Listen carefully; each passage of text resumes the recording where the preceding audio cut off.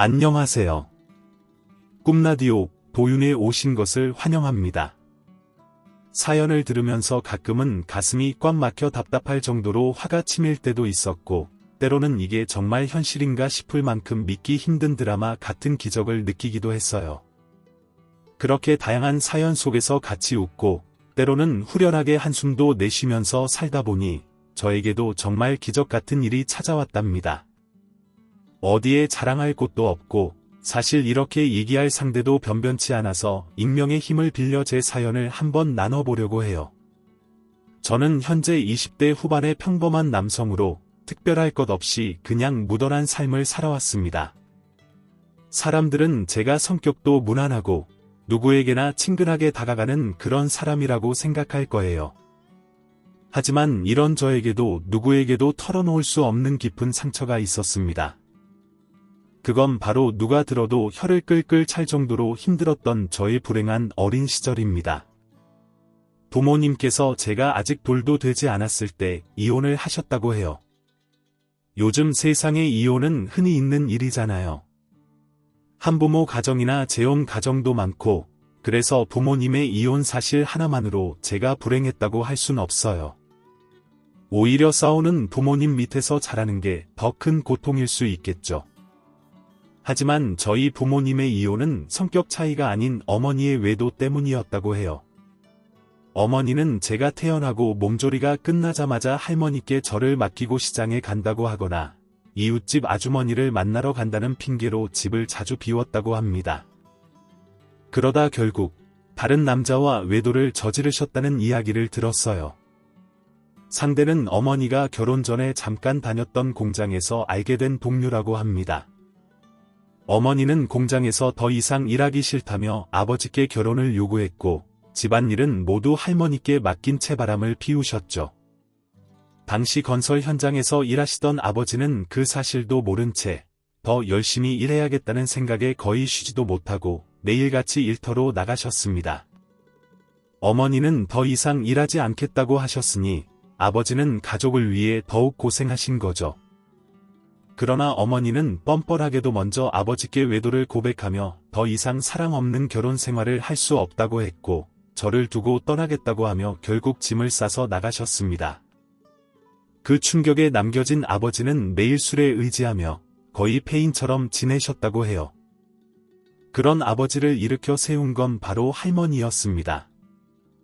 할머니께서는 저희 어머니를 두고 인간도 아닌 여자라고 하시며, 그런 사람 때문에 아버지가 이렇게 무너지면 안 된다며 크게 꾸짖으셨다고 합니다. 그리고는 저를 책임지고 키울 테니 아버지께서는 더러운 거 하나 밟았다고 생각하고 힘내라며 매일 용기를 주셨다고 해요. 어머니 대신 집안일을 도맡아 하면서도 아버지께 한 번도 불평하지 않았던 할머니께서도 어머니의 배신에 큰 충격을 받으셨을 텐데요. 하지만 아버지가 너무 충격을 받아 일어설 힘조차 없으시니 할머니께서는 그 마음을 억누르고 오히려 아버지께 힘을 실어주려고 하셨죠. 처음에는 꿈쩍도 않던 아버지도 할머니의 끈질긴 노력에 결국 다시 일어나 저희 가정의 든든한 버팀목이 되어주셨습니다. 이전에는 온종일 일해도 수고했다는 말 한마디 없고 월급이 적다고 투덜대는 어머니 때문에 아버지께서도 보람을 느끼지 못하고 많이 힘드셨다고 해요. 그런데 그런 어머니가 떠난 후에는 아버지의 마음이 훨씬 가벼워지셨다고 합니다. 집에 돌아오면 할머니께서 아버지가 좋아하시는 반찬을 준비해 기다리고 계셨고, 날마다 쑥쑥 자라는 저를 보면서 큰 위안을 받으셨다고 하네요. 그렇게 아버지와 함께 할머니와 새로운 시작을 하며 살던 그 시절이 저희 가족에게는 가장 행복한 때였습니다. 제가 어머니라고 부르기는 했지만 사실 그 여자는 저를 낳아준 것 외에는 어머니로서의 역할을 전혀 하지 않았고, 제가 정말로 사랑하고 존경하는 할머니와 아버지만을 고통스럽게 했을 뿐이죠. 그래서 저는 그 여자를 어머니라고 생각하지도 않고 그렇게 부르지도 않습니다. 앞으로도 절대 제 인생에 다시 나타나지 않기를 바랄 뿐이에요. 아무튼 어머니의 부재에도 불구하고 할머니와 아버지의 깊은 사랑 덕분에 저는 부족함 없이 잘 자랄 수 있었습니다. 어릴 때도 어머니가 저에게 얼마나 무관심했는지 어머니라는 여자가 집을 나간 후에도 저는 한 번도 그 여자를 그리워하거나 찾지 않았다고 해요. 오히려 아버지가 늦게 들어오신다고 할머니께 보채기만 했던 기억이 납니다. 제게는 할머니가 오히려 엄마 같은 존재였고, 형제도 없이 가정 형편이 어려워 유치원도 다니지 못했던 저에게는 할머니와 아버지가 전부였습니다. 비록 가난했지만 웃음이 끊이지 않았던 그때가 정말 행복하고 즐거웠어요. 어릴 적에는 그저 세 식구가 영원히 그렇게 함께 웃으며 살 줄로만 알았죠. 그러나 세상은 참 무심하게도 웃으며 살던 우리 가족에게 또 한 번의 큰 시련을 안겨주었습니다. 제가 초등학교에 입학하고 얼마 지나지 않은 어느 날이었어요. 평소처럼 건설 현장으로 출근하신 아버지께서 추락사고를 당하셨다는 소식을 들었습니다. 안전모를 착용하고 계셨지만 충격이 워낙 커서 중상을 입으셨다고 하더군요. 그날의 기억은 아직도 선명하게 남아있어요. 평소처럼 학교에서 친구들과 운동장에서 뛰어놀다가 수업 시작 종이 울리자마자 급히 교실로 들어갔는데 담임 선생님이 이상하게 교실에 들어오지 않으시는 겁니다. 이상하다는 생각도 잠시, 친구들끼리 긴장이 풀어져 장난을 치고 있을 때 담임 선생님이 들어오셔서 제 이름을 조용히 부르시더니 복도로 데리고 나가셨어요. 그러고는 아버지가 사고를 당해 빨리 병원으로 가야 한다며 혹시 가족 중에서 저를 데리러 올 수 있는 사람이 있냐고 물어보셨습니다. 아침에도 너무 멀쩡하게 출근하신 아버지였기에 그 소식이 더욱 비현실적으로 느껴졌어요. 너무 어릴 때였던 탓인지 아버지의 사고 소식보다도 저를 데리러 올 가족이 없어서 아버지를 보러 갈 수 없다는 사실이 더 서럽게 느껴졌어요. 그래서 울먹이기 시작하자 담임 선생님께서 택시를 불러주셨고 목적지도 말해주시고 요금도 대신 내주셨어요. 택시를 타고 병원으로 가는 동안 점점 상황이 이해되기 시작하면서 겁이 나서 눈물이 마구 쏟아졌습니다. 병원에 도착했을 때 평소에 그토록 강인하시던 할머니가 바닥에 쓰러져 계셨고 거의 혼미한 상태였어요. 제가 울면서 할머니를 부여잡으니 할머니께서 혼이 나간 표정으로 제 얼굴을 잡고 마치 귀신이라도 본 듯한 눈빛으로 속삭이시던 그 말씀이 아직도 생생해요. 아이고 내 새끼, 우리 지역이 불쌍해서 어쩌나. 예비야 힘을 내라. 힘내서 우리 지역이 학교 졸업도 보고 장가가는 것도 봐야지. 예비야, 내 아들아, 제발 죽지 마라. 죽지 마. 할머니는 수술실 앞에 있는 긴 의자에 저를 안고 앉아 제가 울다 지쳐 잠들 때까지 그 말만 반복하시며 간절히 기도를 올리셨습니다. 하지만 할머니의 그 간절한 기도에도 불구하고 아버지는 결국 혼수 상태로 중환자실에 몇 달을 계시다가 돌아오지 못하는 길을 가셨습니다. 그렇게 저는 할머니와 단둘만 남게 되었어요. 아버지의 장례식 날, 어떻게 사람에게서 그렇게 많은 눈물이 나올 수 있을까 싶을 만큼 할머니는 많이 우셨고, 그 눈물을 닦고 돌아오는 길에 할머니께서는 제 눈을 똑바로 보시며 다짐하셨어요. 무슨 일이 있어도 제가 성인이 될 때까지 절대 제 곁을 떠나지 않고 지켜주겠다고 말입니다. 너무 어리고 아버지를 잃은 슬픔에 빠져있던 저는 할머니가 하시는 말씀의 무게를 다 이해하지 못했지만 할머니가 제 곁에 남아주시겠다는 그 한마디에 안심이 되었어요. 매일 밤마다 울다가도 할머니의 손길을 받으면 잠이 스르륵 들곤 했죠. 그렇게 저는 할머니의 사랑 속에서 힘겨운 어린 시절을 견뎌낼 수 있었습니다. 이제 와서 돌아보면 할머니는 정말 고생만 하다 가셨구나 싶어 마음이 아려옵니다. 아버지가 돌아가셨을 때 할머니께서는 이미 70 가까운 나이였어요. 그럼에도 불구하고 할머니는 혹처럼 남아있는 저를 위해 평생을 일만 하셨죠. 할머니의 친구분들 중에는 자식들 덕분에 노년을 편히 누리시는 분들도 많았는데 할머니는 하나뿐인 아들을 앞세우고 어린 손자를 책임져야 하니 발 한 번 편히 뻗고 주무신 적이 있었을까요? 할머니는 제가 태어나기 전부터 시장에서 과일을 팔아 아버지를 키우셨는데 저 때문에 그만둘 생각도 못하시고 계속 장사를 하셨어요. 만약 할머니 혼자 그 번 돈을 쓰셨다면 돈도 꽤 모으셔서 가게를 얻어 편히 장사하실 수 있었을 거예요. 하지만 저를 키우느라 드는 돈이 두세 배로 늘어나니 점점 장사도 힘들어지셨죠. 그 차가운 시장 바닥에 빨간 소쿠리 하나 놓고 비가 오나 눈이 오나 과일을 팔며 힘겨운 날들을 보내셨고, 그걸로도 부족해서 집에 와서는 동네에서 바느질거리 같은 일을 하며 생계를 이어가셨습니다.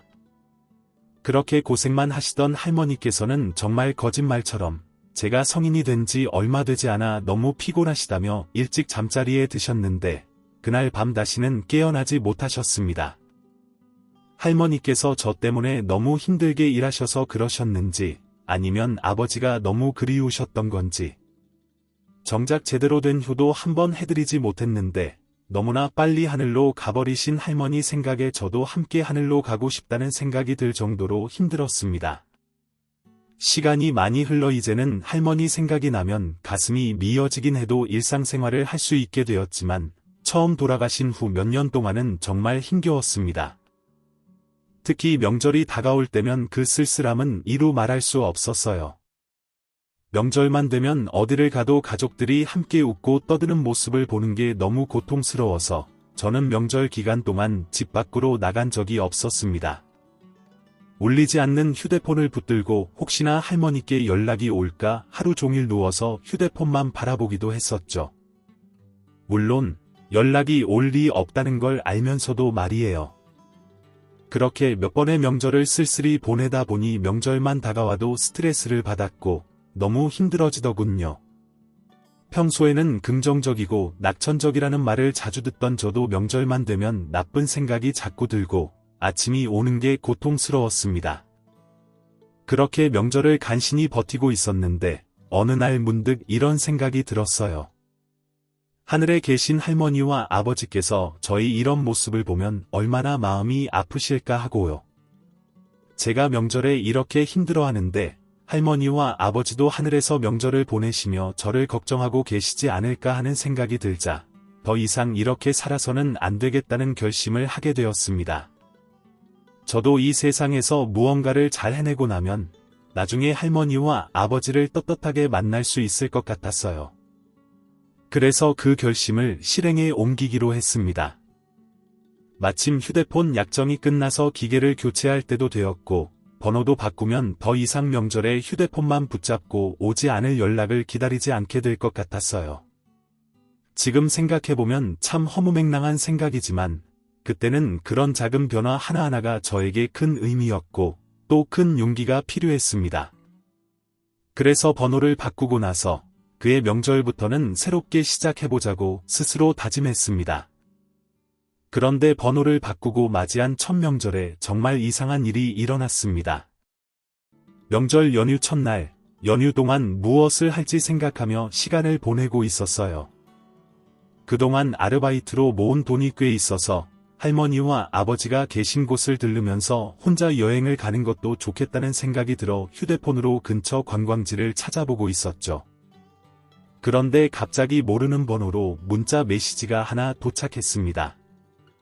번호를 바꾼 지 얼마 되지 않아서 정말 친한 친구나 꼭 연락해야 하는 사람들 외에는 번호를 알려주지 않았기 때문에 굉장히 의아했습니다. 확인을 해보니 예상대로 제가 아닌 다른 사람에게 보낸 듯한 문자였어요.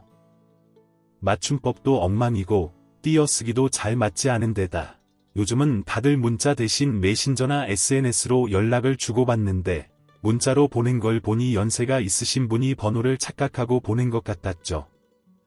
하지만 이번 명절에 내려오냐는 내용의 문자를 보자 심장이 철렁 내려앉는 기분이 들었어요. 혹시 할머니가 보낸 건 아닐까 하는 생각이 순간적으로 스쳐 지나갔거든요. 물론 할머니가 보낼 리 없다는 걸 잘 알고 있었지만 하필이면 잘못 보낸 문자마저 이런 내용이라니 괜히 화가 치밀어 오르더군요. 처음으로 제정신을 차리고 제대로 명절을 보내보겠다고 결심했는데 이런 일이 생기니까 말입니다. 물론 그분은 제 상황을 모르시니 그냥 번호를 착각하신 것뿐이었겠지만요. 답장을 할까 말까 고민하다가 귀찮기도 하고 괜히 답장하면 또 얽매일까 봐 그냥 무시했어요. 속으로는 가족을 찾아주는 사람이 있는 것도 부럽고 세상은 참 불공평하다고 투덜대면서요. 그래도 문자를 보내신 분도 명절에 가족을 만나면 번호가 바뀌었다는 걸 알 테니 굳이 답장을 하지 않아도 상관없을 거라 생각했죠. 그런데 그게 끝이 아니었습니다. 다음 날 아버지와 할머니를 뵙고 납골당을 나서는데 그 번호로 또 문자가 왔어요. 이번에는 차례도 다 지내고 가족들이 다 왔는데 너만 안 와서 쓸쓸하다. 잠깐이라도 얼굴을 비춰줬으면 좋겠다. 라는 내용이었어요. 그 문자를 보는데 뭔가 이상하다는 느낌이 들었습니다. 가족들이 다 모였다고 하는데 계속해서 저에게 문자를 보낸다는 게 이상했죠. 겨우 마음을 추스르고 남은 명절을 잘 보내려고 했는데 자꾸 그런 문자들이 제 마음을 흔들어서 불쾌하더라고요. 이미 같은 내용의 문자가 두세 번쯤 왔기 때문에 더는 무시할 수 없을 것 같아서 결국 답장을 보냈어요. 번호를 바꾼 지 얼마 되지 않았고 착각하신 것 같고 설명하는 문자를 보내니 그나마 마음이 한결 가벼워지더군요. 하지만 그 후 얼마 지나지 않아 전화가 걸려오기 시작했습니다. 이제는 조금 무서운 마음까지 들더라고요. 몇 번 무시했는데도 계속해서 전화가 울리길래 어쩔 수 없이 전화를 받았어요. 예상했던 대로 나이 지긋하신 할머니의 목소리가 들렸죠. 제가 전화를 받자마자 다급한 목소리로 물으시더군요. 여보세요, 성준이니? 그게 무슨 말이야?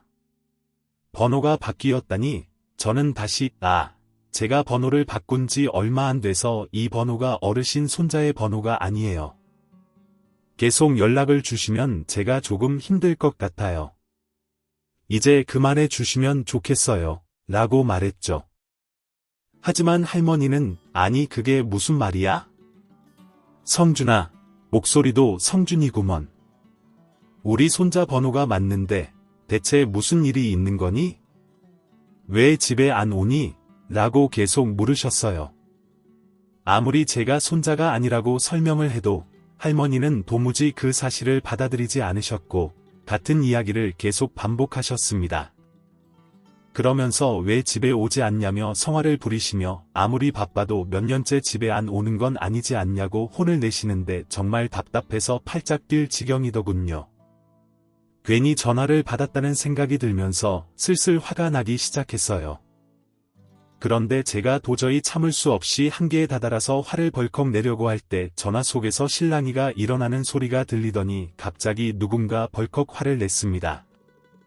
어머니 그만 좀 하세요. 성준이 죽었다고요? 제가 몇 번을 말하잖아요. 누군가 벌컥 화를 내며 소리를 지르자 그 전까지 제가 자신의 손자가 맞다며 바락바락 우기며 혼을 내시던 할머니께서 순식간에 조용해지셨습니다. 너무 갑작스럽게 찾아온 정막에 저는 너무 당황했어요.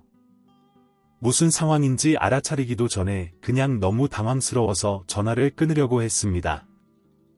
그런데 화를 벌컥 낸 남자분이 전화를 바꿔 받으시고 저에게 정중하게 사과를 하시더라고요. 여보세요, 죄송합니다. 저희 어머니가 조금 아프세요. 귀찮게 해드려 죄송합니다. 사용하시는 전화번호가 저희 아들이 죽기 전 사용했던 번호인데 어머니가 자꾸 손자가 죽었다는 걸 받아들이질 못하시고 매 명절마다 이러시네요. 이전까지는 이 번호를 사용하시는 분이 없어 괜찮았는데 하필 받으신 번호가 저희 아들 번호였나 봅니다. 명절인데 귀찮게 해드려서 정말 죄송해요. 목소리를 들으니 저희 아버지가 살아계셨다면 동년배가 되었을 것 같은 나이신 것 같았습니다. 그러니 죽은 손자도 저와 나이가 비슷했겠죠. 무슨 상황인지 알고 나니 할머니께 답답해서 저도 모르게 언성을 높인 게 너무 죄책감이 들더라고요. 저 또한 할머니 아버지를 떠나보내고 죽을 만큼 힘들었던 시간이 너무나도 길었기 때문에 할머니의 절망감이 얼마나 큰지 느낄 수 있었습니다. 할머니의 아들이라고 밝힌 남자분께서는 저에게 할머니가 앞으로도 문자가 계속 올 건데 그냥 무시하거나 번호를 차단해도 괜찮다고 하시며 찝찝하시다면 번호를 바꾸라고도 권유해 주시더군요.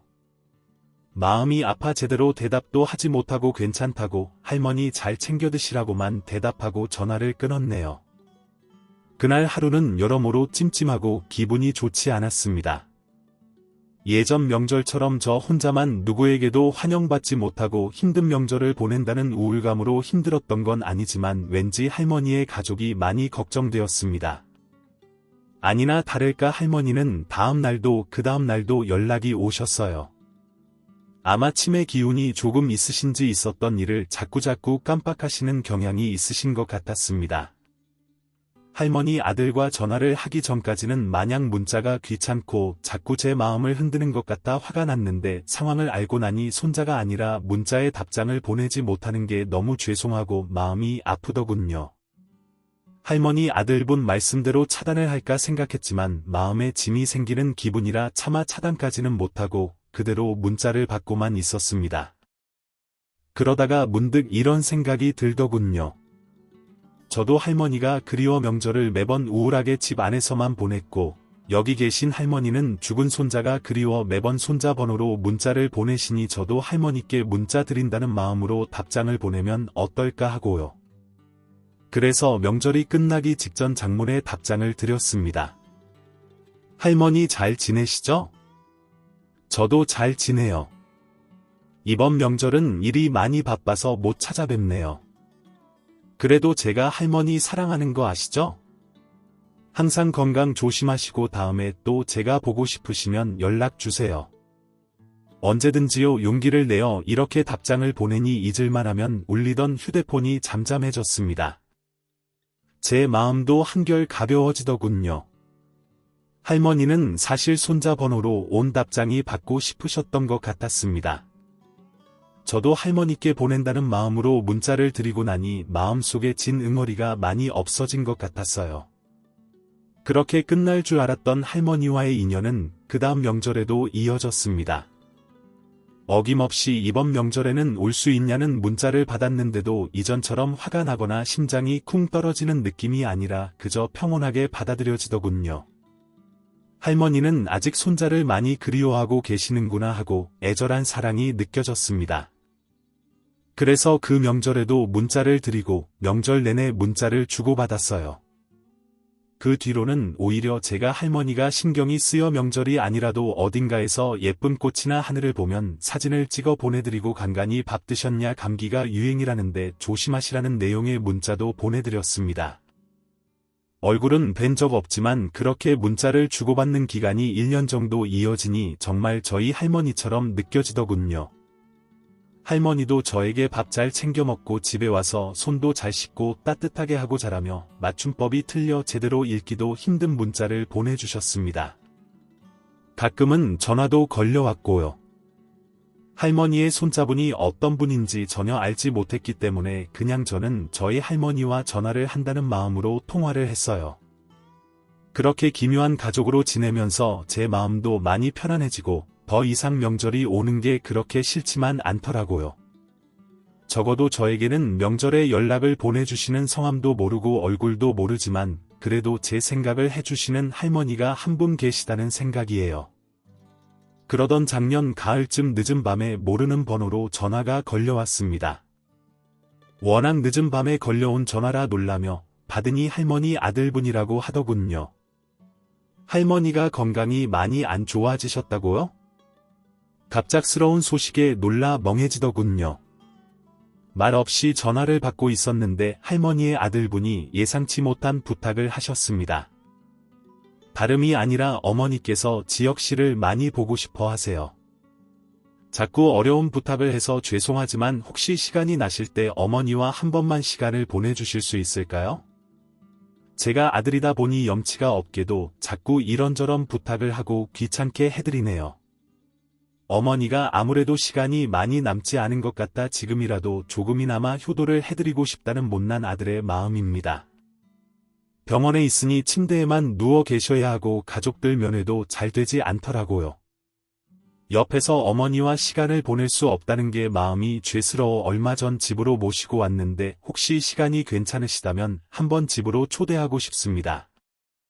네 저야 뭐 시간은 낼 수 있는데 사실 할머니께서는 저를 돌아가신 손자분이라고 생각하시고 계시는데 제가 간다고 해서 도움이 될지 잘 모르겠습니다만 혹시 실망을 크게 하시면 어쩌죠? 그게 사실은 어머니도 제 아들이 답장을 보내는 게 아니라는 건 알고 계십니다.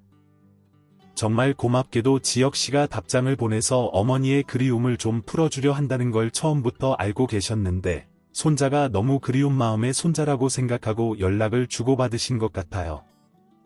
그런데 그런 시간이 많아지니 지혁씨 생각을 많이 하시더라고요. 우리 성준이랑 나이도 비슷한 것 같은데 어쩜 그렇게 바르고 착하게 잘 자랐냐고 얼굴도 모르고 이름도 모르지만 참 내 손자 같다며 지금 아프신 와중에도 저희 아들 이름이 아닌 지혁씨를 찾습니다. 참 고마웠다고 가기 전에 얼굴 한번 보고 고맙다 말 한마디만 하시면 마음이 참 편안해지실 것 같다고 하시네요. 그 말을 들으니 눈물이 핑 돌더라고요. 다음 날 바로 찾아뵙겠다 말씀을 드리고 아침 첫 차를 타고 할머니 댁으로 내려갔습니다. 다행히 집과 그렇게 멀지 않은 이웃 지역에 살고 계시더라고요. 빈손으로 가기 뭐해서 작은 주스병 세트를 사서 쭈뼛쭈뼛 들어갔는데 저를 처음 보는데도 가족분들이 모두 저를 반겨주시며 고맙다고 눈물을 글썽거리셨습니다. 방에 누워 계시던 할머니도 저를 보자마자 꼭 안아주시더군요. 자신의 손자와 생김새도 다르고 덩치도 다르지만 선한 눈망울은 똑같이 생겼다면서요. 처음 보는 저에게 바르게 커져서 장하다는 말씀을 하시는데 저희 할머니가 해주시는 말씀 같아 속으로 많이 울컥했습니다. 처음 방문한 집이었지만 마치 고향에 온 것처럼 포근한 마음으로 오랜만에 아주 편하고 즐거운 시간을 보냈어요. 할머니의 며느리 분이 푸짐한 밥상도 차려주시고요. 얼마 만에 먹어보는 집밥인지 꿀맛 같더라고요. 혼자 산다고 하니 바리바리 반찬이며 사과즙 같은 것도 양손 가득 챙겨주시는 통에 가는 길보다 돌아오는 길이 더 짐이 많았네요. 저를 터미널까지 데려다 주시며 할머니의 아들분도 눈가가 촉촉해져서 고맙다는 말만 반복하셨습니다. 이로써 아들로서 효도한 것 같다며 어머니가 오랜만에 기운을 차리셔서 좋아하시는 모습을 보는 게 좋았고 너무 고맙다고요. 그 말씀을 들으니 저도 마음이 울컥해져서 저 또한 세상의 전부였던 할머니가 몇 년 전 돌아가시고 몇 년 동안 정말 힘들기만 했는데 이렇게 할머니를 알게 되어서 마음이 많이 편안해졌다고 제가 더 감사하다는 말씀을 드렸습니다.